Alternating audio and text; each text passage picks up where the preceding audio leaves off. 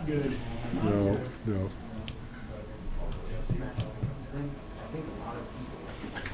Did you want a copy of that? I gave a copy of that Oh, application to all the okay, sure, counselors. thank you.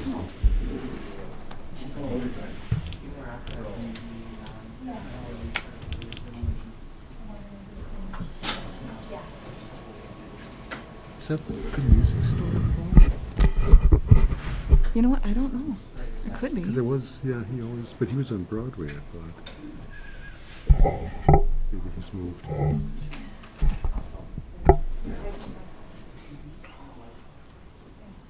He wasn't in the best of shape. I haven't seen him for a long time, but he was, having health problems. Yeah, his only income is his Social Security. Jeez. No, I looked at that.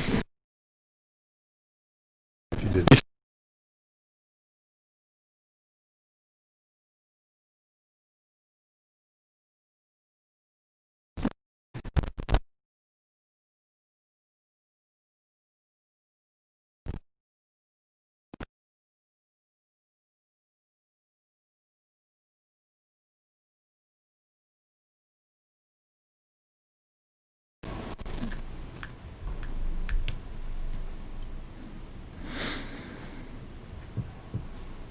Are we on, or are we just not on here? Here we go. There we go. All right. We'll call the regular meeting of the New Ulm City Council for Tuesday, October 6, 2020, at 4:30 PM to order. First item on the, we don't need item number 1, which is public notice by teleconference, so we'll go on to item number 2, consent agenda items. What's your wishes? I'll offer a motion to approve those. Second. We have a motion and a second to approve the consent agenda items. Any discussion on any? Seeing none? All in favor, say aye. Aye. Opposed, no. Motion carries. Item number 3, gambling premises permit for Sleepy Arena Association. Let me see what it says here. And that's for Leona Kitchen and Bar at 2025 Minnesota Street. That's a gambling permit. I'll offer the resolution, waive the reading, approving. Second. We have a motion and a second to offer the resolution, waive the reading. Any more discussion on it? Seeing none, Finance Director, please call the roll. Counselor Fisher? Yes. Counselor Mack? Yes. Counselor Schultz? Yes. Counselor Christian? Yes. President Schmidt? Yes, motion carries. Item number 3.2, raffle gambling permit for the Sturma Club, and that's for Wednesday, January 27th, 2021, at the Country Club. I'll offer a motion to approve. Second. We have a motion and a second. Any discussion? Seeing none, all in favor say aye. Aye. Aye. Opposed, no. Motion carries. Item number 4.1, 2020 mid-year transfers. Nicole? Counselors, this is something we normally do at the beginning of the year for the previous year that just ended. But these transfers are ones that, for the most part, are budgeted and will make it easier to track some of these projects that were going on that we're moving these funds into. So I'm just asking to be able to make these transfers now rather than waiting for the approval later. And then I'll come back to you in January, February with the other end of the year transfers that are still remaining. So this just moves some of the sinking funds that were budgeted for capital improvement, and then it moves it between the capital improvement and the actual project accounts. It takes care of the transfer from the street department to the current year projects for the ADA pedestrian ramps improvements. It takes care of the $70,000 that was budgeted from the general fund for the Herman Heights wall, the $100,000 from the EDA for the Herman Heights wall, and the EDA did approve that last year. It takes care of the portion of Johnson Park that was agreed to be used out of the general fund and then repaid by the Baseball Association for the observation deck. And then it takes care of the $150,000 that the EDA agreed to contribute to the amphitheater. Thank you. Any questions? I'll offer the resolution, waive the reading, approving the recommended 2020 mid-year transfers. I'll second. We have a motion and a second to offer the resolution, waive the reading. Any more discussion? Yes, can you go back to the 70,000, talk a little bit about that number again? As part of the 2020 budget, when we went through that process, in order, it was agreed to use the general fund and not have it in the tax levy. So that was part of the budget, was that it would use the general fund balance. So that's where it's This coming was from. budgeted, was part of our budget, not we're pulling Yes. a new 70,000 out. Okay. And there will be an additional transfer from the Park and Rec Fund. That was part of that budgeted item as well, too. But that will just be whatever's left of the wall balance. So if we were to finish that project out today, with the total costs that are in there right now, Park and Rec would still have to contribute about almost $15,000 to the project, just for the wall portion. Do we know kind of how we're doing with the wall project overall, or is it a little too early yet? I'm guessing it's mostly done and mostly billed. That right now, the total cost in there for the wall alone is $284,000. Okay. And what did we anticipate? I think it was originally budgeted at 400, but I don't know that it was gonna go that far. Okay. We're So, under budget so far. Okay. so didn't we carried over? Didn't we carry over Park and Rec funds for, Yes, That yeah, too. yeah, and but that will be that remaining amount, so I don't wanna make that transfer yet, cause I don't know what that amount is yet, until it's all completely billed. But they haven't received the final bill for that project yet.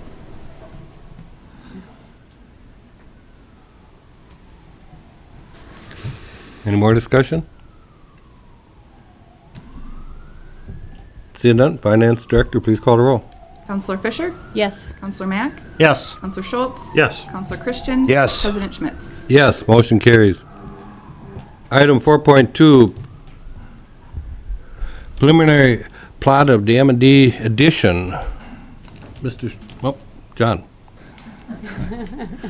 Good evening. The Planning Commission unanimously recommended approval with conditions at their September 24th, 2020 meeting for this preliminary plat. For just a brief overview, this property is zoned I-1, the Planned Industrial District. The owner is proposing to build storage condominiums on the property, which are permitted in that zoning district. The plat would consist of one block with 16 lots. 15 of the lots would be individually owned, or would have individually owned storage buildings on them. Lot 16 would be an open area and maintained by the owners of lots 1 through 15. There were a number of conditions that were attached to this, their approval at the Planning Commission, and they are as follows. One would be to pay the platting fee of $630 with a base fee of $150 and a $30 per lot. 2, to provide an electronic file of the plat in AutoCAD 2016 or newer format. 3 would be to secure the necessary variances for lots 1 through 15, which would be front yard setback variance 30 feet. A 30-foot front yard setback is required, 0 is provided. Side yard setback on both sides, 15 feet is required, 0 is provided. Rear yard setback of 15 feet, 0 is provided. Lot area variance, 12,000 square feet per lot is required. Lots 1 through 14 are 1,650 feet each. Lot 15 is 2,610 square feet. Frontage on a public street, they need 75 feet of frontage, 0 is provided. Lot coverage requirement they need a variance from is 50% of building coverage is allowed per lot, 0 is provided. And then they also need to submit a landscape plan. Now these variances are because of the way they are doing the condominiums or the storage condominiums, where the lots essentially are going to consist of each individual storage unit, and they will all have shared walls. So that's why all these variances would be required, similar to what we would do with like a twin home or something like that. Thank you, John. Any questions for him?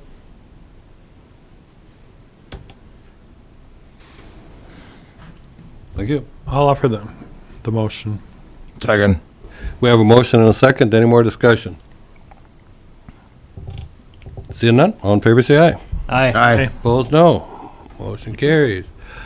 Item 4.3, sign variance request from Andrew and Nancy Leopolden or something like that. Lily Oden, aren't they? This is a monthly request, isn't it? I should have it by now, right? Monthly agenda item? Yeah, go ahead, John. All right. So they are two proposed actions for this item. One would be to approve the variance request by the Lillians to allow an additional 28 square feet of signage above the 244 square feet of signage already approved on the property, or to deny that variance request. So the Planning Commission at its September 24th meeting unanimously approved the variance with two conditions by the Lillians to allow an additional 28 square feet of signage above the 244 square feet of signage that were previously approved on that property of 1301 and 1305 South Broadway. So there was a variance granted previously that allowed them to go an additional 44 square feet above the allowed 200 square feet. The Planning Commission recommended to reduce the amount of the request by 9 square feet from 37 to 28. This reduction was made to take into account the 9 additional square feet of actual sign area measurements of the so when the first variance request came through, there was actually only 35 square feet of signage that they would be putting up. The request was for 44, so the Planning Commission wanted to take into account that 9 additional square feet that they were granted with that first variance and reduce this variance by that amount. Does that make sense? Okay. And those were, the first variance was for 2 signs, which would be bigger, bolder, better on both the north and south side of that building. This variance request is for 2 signs that were previously installed. One of them is a electronic reader board that is installed on the pylon. And then the other one is for a bigger, bolder, better, and Taco John sign in the drive-through area of the building. So like I said, these 2 signs were already located on the property. The electronic reader board is 18 square feet, and the bigger, bolder, better, and Taco John sign is 19 square feet. So if the City Council were to approve this variance, it would bring the total amount of square footage of signage on that property to 272 square feet, or roughly 36% square feet larger than what's allowed above the 200.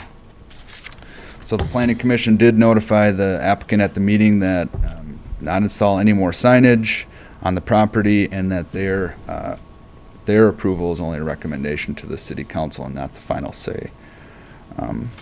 So considering a couple variances ago where there was a denial, I do want to state that if the City Council were to deny the variance, we need to state publicly the reasons for those denials, the reason for that denial, and then staff would put together that reasoning and provide it to the applicant.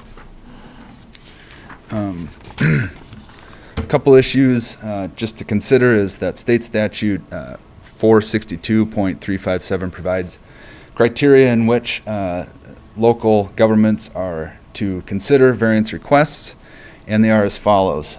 Does the property owner propose to use the property in a reasonable manner not permitted by the zoning ordinance? Is the plight of the landowner due to circumstances unique to the property and not created by the landowner? And then 3, the variance, if granted, will not alter the essential character of the locality. So those are the questions that we have to weigh the decision on when granting or denying a variance. The city does have those questions provided in the variance application, and the applicant is supposed to fill those questions out when submitting the application. And the applicant did so, and it's provided in the packet. With this variance request, staff recommends, if approved, that there would be 2 conditions. 1, that the applicant shall contact the city building official once all signage on the property is installed to verify compliance with the variance amount granted. And 2, if there are any sign area requests beyond 200 square feet, it will require an additional variance by the applicant. The applicant is here if you have any questions. To date, staff has not received any calls or concerns about this application. Thank you, John. I guess I would support, I drove by, everything looks nice. I don't see any reason to deny it personally, but I guess it's up to the rest of the council also. Well, I'm going to just, from the Planning Commission aspect, we've coming back from the commission, stating a reason, for it being unique to the property. It's a unique in that it's a narrower lot where the building is, you know, in that aspect, you know, and we base off our frontage footing. So he's got 100 feet, which would be 200 square feet. But really, if you were going to build that building new, you were going to need a parking lot and everything else. And, you know, you would probably have 150 feet of frontage. Hence, you know, you'd have 300 square feet of signage. So, and At our last meeting, do we ask about if our ordinance was up to date, or were we out of, and I think we were gonna ask you to research that, is that right? Remind me what we talked about. So, at the last variance hearing on the previous variance application, city staff was directed to conduct a survey of different communities and That's kind of right. research what the average square footage amount was, and then also how they do their sign measurements. So we did research 7 different communities. New Ulm is middle to lower end on the amount of square footage we allow. Okay. But we're certainly not the lowest in that aspect. And then the way, another thing they wanted us to consider was the way we actually do our sign measurements. So the way the city does it is essentially length times width, and that's how we calculate square footage. Real easy to do, real straightforward. And other communities sometimes will follow just the outline of the letter. I think that can get real messy. But probably more messy for the person who's actually trying to figure out how much signage they are going to have. So I would, you know, say the way we're doing it and the way we interpret our measurements for sign area is correct. So are you thinking we need to modify our ordinance? Is that? Well, we are going through the ordinance right now, and we're going to be taking a look, Okay. hard look at signage and the amount of square footage allowed. Well, I do have one question. Where are we doing that signage? This one's very unique. I can't think of any other building in New Ulm that we have signage on all 4 sides visible. That's why this one's unique to me. That's why I'm all right with it. well, and it's a franchise, and you know, it could be unique in an aspect that you've got color as an identifying, you know, that's a Taco John's when you come into town by colors or architecture, the style of the property, you know, it signifies it. Any other questions? With that, I'm going to go ahead and offer the approval of the variance request by Andrew and Nancy Lilioden to allow an additional 28 square foot of signage above the 244 square foot signage approval on the property at 1301 and 1305 South Broadway. Second. We have a motion and a second. Any more discussion? Seeing none, all in favor say aye. Aye. Aye. Opposed, no. Motion carries. Item 5.1, the resignation of City Councilor Lisa Fisher. And I guess I'll touch on that one myself. It's deep regret that we have to accept her resignation. It's something that popped up that nobody was aware of. It's section 24, page 6 of the city charter. It was an oversight in the hiring of her son that caused this problem. It's probably, and I know it's not the first time it's happened within the city, but whether it happened before or not is immaterial. Life goes on, and we have to go by the city charter. And I know every one of us on the city council has looked at every which way possible to keep her. And we hate to see her go. But I don't think there's any other choice that we do have. So, like I say, it's with deep regrets. But Lisa, we're going to miss you. I appreciate the kind words, and I wanted to be here tonight to thank everyone, thank the council, thank the citizens of New Ulm for allowing me to serve, and I will miss sitting here and being a part, but I look forward to the free time, and I just think City of New Ulm has great staff and great citizens that things will keep continuing to move forward, and somebody will step up to fill this chair, and I just appreciate my time here, and I've learned a lot, so thank you. Thank you, Lisa. Yeah, you. I think, Thank you. you know, we all did our due diligence when we found this out and tried to look at this from all different angles and talk to the League of Minnesota Cities, and we obviously talked to our city attorney, and this just a real unfortunate outcome, And I remember 8 years ago when you sat here and we had an opening when Todd Olson moved to Wisconsin, and you learned quickly and you got on target, and we've really appreciated your work. You've made the city better, so I want to thank you for your 8 years of service on our council as well. Thank you. Thank you, Lisa. So I would need a motion to receive it, order Well, it it's just to filed. receive and Oh, order just- filed, but I think we have to accept the resignation, so I'm going to go ahead and make that motion. Second. Second. We have a motion and a second. Regretfully, make that motion. Any more discussion? Seeing none? All in favor, say aye. Aye. Aye. Opposed, no. Motion carries. Thank you, Lisa. We'll talk more later. Item number 6.1, approve the MnDOT Office of Aeronautics Grant Agreement number 1044906. Joel. Right. Thank you, Mr. President, City Councilors. Joe Sadine, interim city engineer. Item before you tonight is kind of the last step in accepting the federal grant dollars that have been designated for the taxi lane reconstruction project up at the airport. What this grant allows us to do is use MnDOT as the distribution agent for the funds that come through the federal process, and with the breakdown shown on the action form. So if you have any questions, I'd be happy to answer those. Anybody have any questions? Not, entertain a resolution. I'll offer the resolution, waive the reading, approving MnDOT Office of Aeronautics Grant Agreement number 1044906, and authorize the city manager and finance director to execute the agreement for and in behalf of the city of New Ulm. Second. We have a motion and a second to offer the resolution, waive the reading. Any more discussion? Seeing none, finance director, please call the roll. Assuming I shouldn't call Lisa's, right? No, I mean, All right. Should she still put it? Oh, yes, and this would have been covered further on the agenda, but Councillor Fisher's resignation is not effective until October 7th of this year, so she's absolutely entitled to continue to participate in this meeting, so, yep.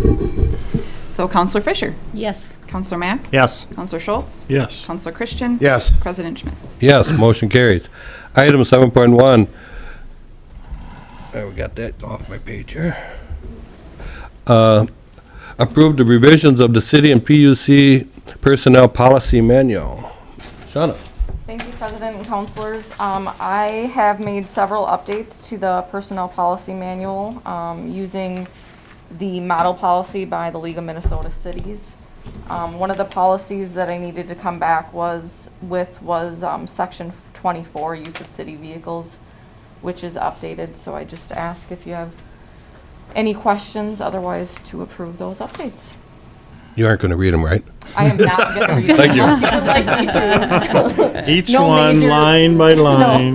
No major updates. I read them, so thank you. Yeah, I, with a very strong cup of coffee on a Saturday morning, I opened this up and went, "Oh my, this is a lot of pages."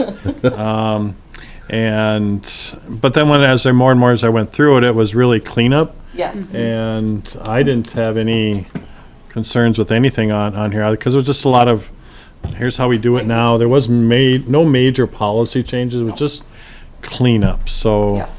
And it's, you got to do that every now and then to keep these things accurate. So I'm going to approve the revisions to the city PUC policy manual, which will be effective on October 28th. Second. We have a motion and a second. Any discussion? I had one question. In section 1.9, it said the selection process, there was a line added that the city has the right to make the final hiring decision based on qualifications, abilities, experience, and the city's needs. But up above, it says that the city manager has the final appointing authority for all positions. I was just wondering why that was added, and who the city is. I mean, if the city manager isn't the city, who is the city? Or what was added? We could add the city manager has the right to make the final hiring decision. It's just We just want to emphasize that it'll be based upon qualification, abilities, Oh. experience, and what our needs are. Okay. So I can definitely make that change. Okay, I just Counselor wasn't Fisher. clear on if that was meaning a different person or No. what that. Okay. Any other corrections, additions, comments?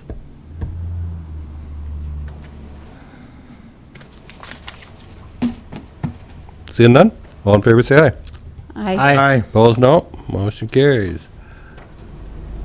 Item 7.2, adopt the revisions of the elected officials out-of-state travel policy. Shauna? All right. I had some time on my hands due to COVID, so I did a lot of policy updates. So this is a policy that hasn't been revised since 2005, and it's the elected officials out-of-state travel policy. So I tried to, it was really a bare bones policy, and I tried to make it more in line with what we have in our personnel policy manual for travel. Approved by, I know the city attorney, city manager looked at it and approved it. I'm sure you reviewed it. Does anybody have any questions at all with anything? Nope. Looks good to me. Yeah.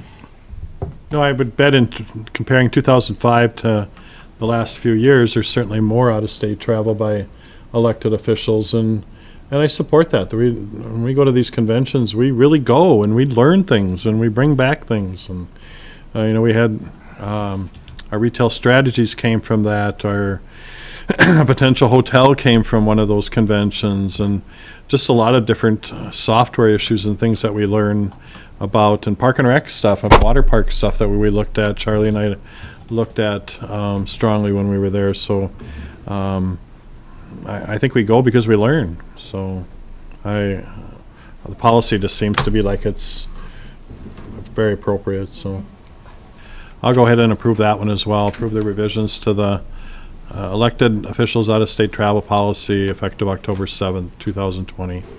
Second. We've got a motion and a second. Any more discussion? Seeing none? All in favor, say aye. Aye. Opposed, no. Motion carries. Item 7.4, approved the MnDOT agreement number 1044490. Oh, Skipped 7-3. one. 7-3. Did I go too far already? There we go. All right. Item 7.3, adopt the City of New Ulm PUC communication engagement policy. There we go. Chris?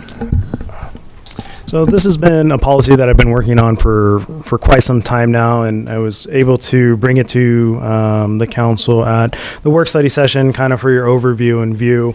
But realistically, this is something that I feel the city needs to do to just get more community engagement. So this is putting out a policy on how we engage, when we engage, and what level of communication to engage with the public for projects moving forward. The benefit for public engagement, are really numerous, but having engagement with the community can only benefit and help strengthen the community in the future. We'll achieve better outcomes because we'll have more community involvement in the process for some of the projects, and we'll be able to address any conflicts or potential issues that could come up prior to putting a shovel in the ground. And that way, there'll be more buy-in through projects or things that we do. Engineering has really stepped up to the plate and been kind of the guinea pig for starting the community engagement. When they were doing construction down on Front Street, they did Zoom meeting prior to explain what the process was. The feedback was really good. There was a lot of engagement, and more people attended that Zoom call than any of the standalone meetings that they would have. So this will be kind of a work in progress and a living document. This is kind of where our jumping point will start, and it will continue to get better as we implement and see what works and what doesn't work as we move forward. Thank you, Chris. Any questions?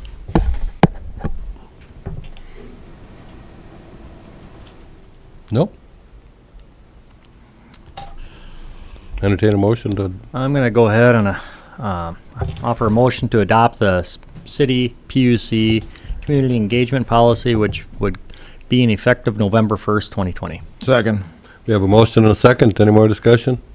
Just, I want to thank Shauna for her work on her policies as well, and Chris for bringing these forward. I mean, you can just tell there's a lot of work here, so thank you.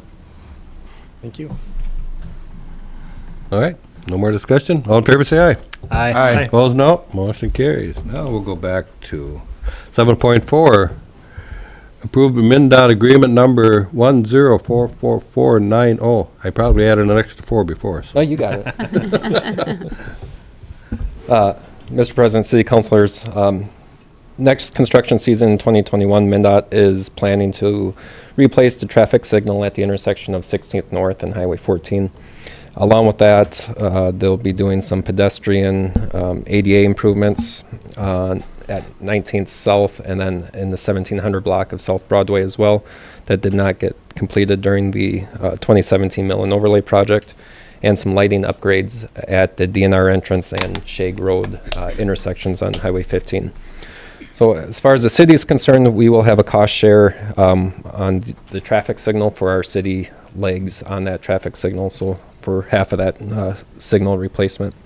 So this construction agreement would be sharing in that cost for that portion of the project as is broke down in the attachments, and allowing MnDOT to do the work on our behalf. Any questions? Anybody have any questions for Joe? Seeing none, entertain a resolution.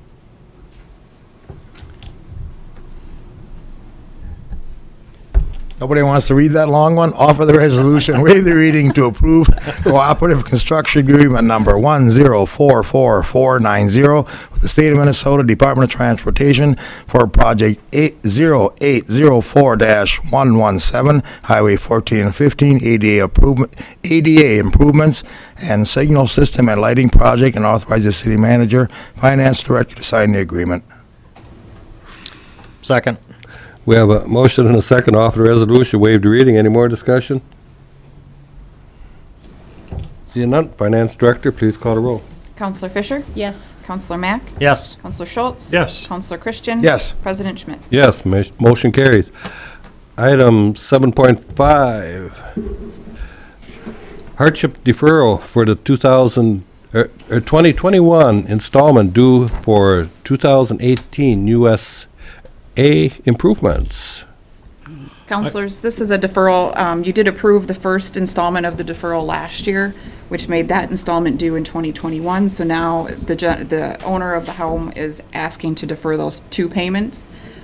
So pushing those farther down the road for a total of $950.40 in the deferral. Thank you. Anybody have any questions? I'll offer the resolution, waive the reading, approving the hardship deferral for the 2021 installment due of $950.40 for the 2018 improvement charges for the property owner at 1116 3rd North Street, New Ulm. Legal description is the rear 80-foot lot 14, block 185, north of Center. Second. We have a motion and a second to offer the resolution, waive the reading. Any more discussion? I think it just should be noted that there is a criteria that they have to meet to qualify for this, and this person does meet those qualifications. Thank you. Any other discussion? Seeing none, Finance Director, please call the roll. Counselor Fisher? Yes. Counselor Mack? Yes. Counselor Schultz? Yes. Counselor Christian? Yes. President Schmitz? Yes, motion carries. Item 7.6, schedule for the canvass of the 2020 municipal general election. Counselors, there is an error on here. I jumped the gun and followed our normal timeline.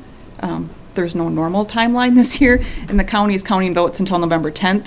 So now I'm proposing we do Friday, November 13th at noon for the canvass. The 13th? The 13th. Right. Thank you, I had a doctor. Friday the 13th? Thank you, Nicole, I had a doctor's appointment on the 6th.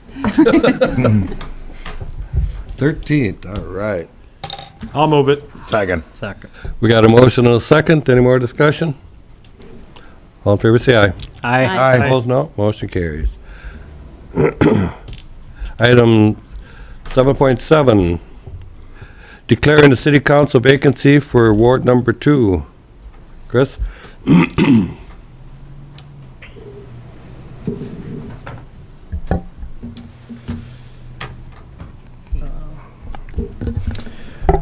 Per Councilor Fisher's resignation letter, her official resignation or takes place on October 7th, which is tomorrow. And per the city charter, the council does have to declare a vacancy for that seat. So this is just declaring the vacancy so we can move on to the next item to go through the selection process. Thank you, Chris. So at this time, entertain a resolution.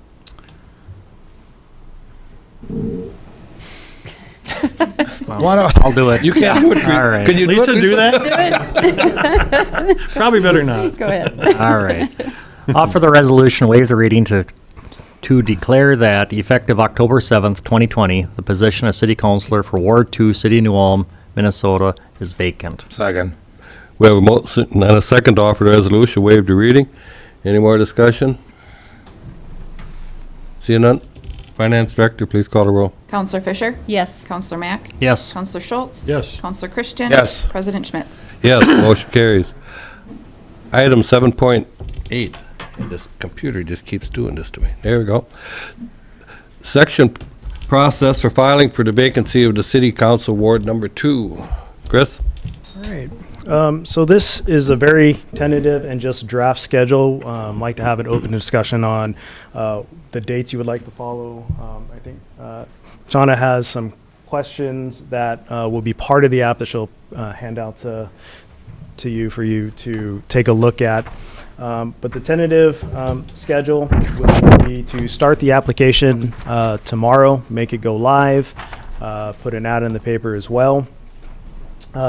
Application deadline would be November 6th.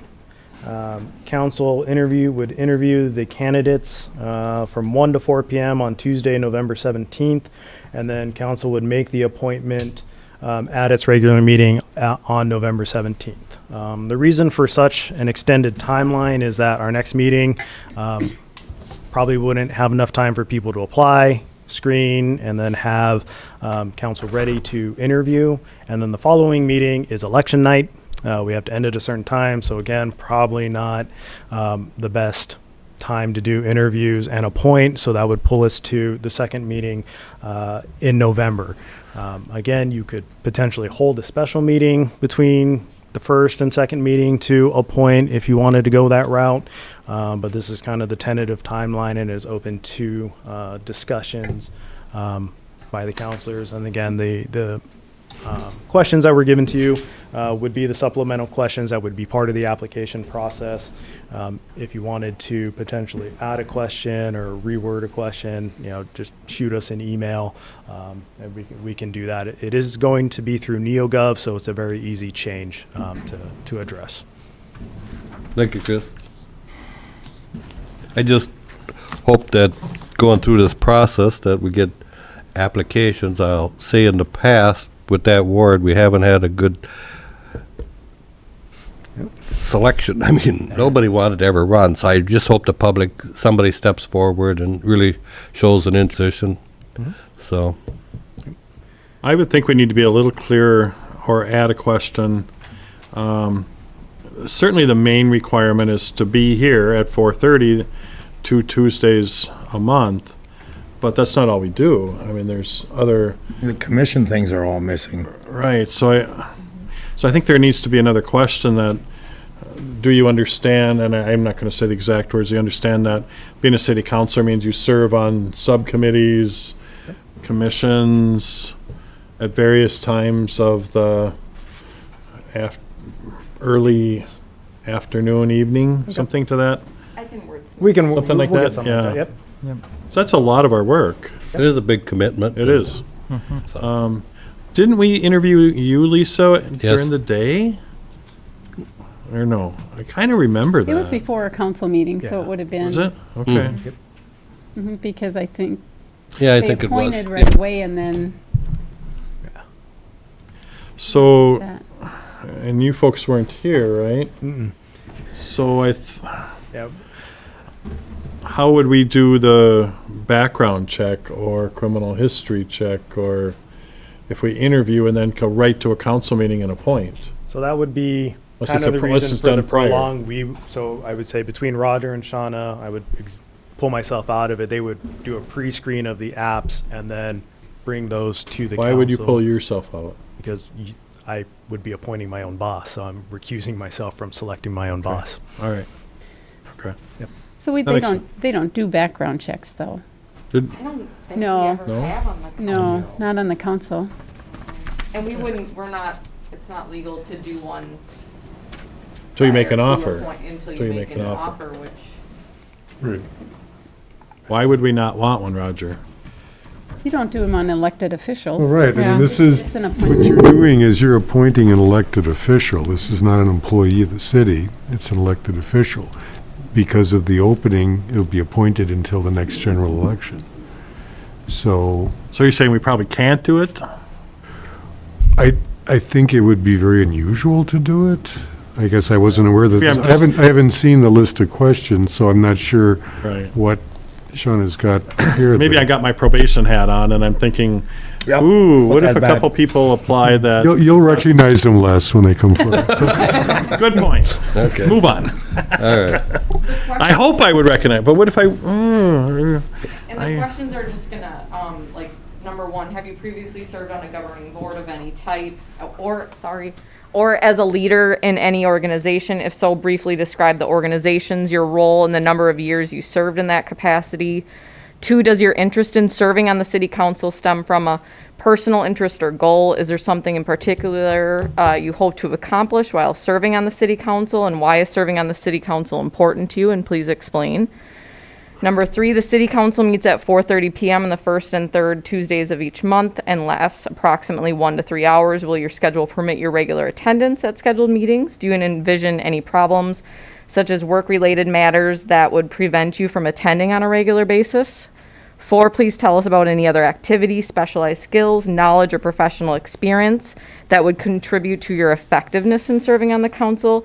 And then the last one, the city council must render decisions regarding the implementation of policies and/or programs that may be somewhat difficult. Are you willing to take on the responsibility of making decisions that are in the best interest of the public, even though they may be somewhat difficult? So they'll fill out an application and then answer these supplemental questions to help us better select the individuals to move forward with the interview. Thank you, Shauna. Any other questions, concerns?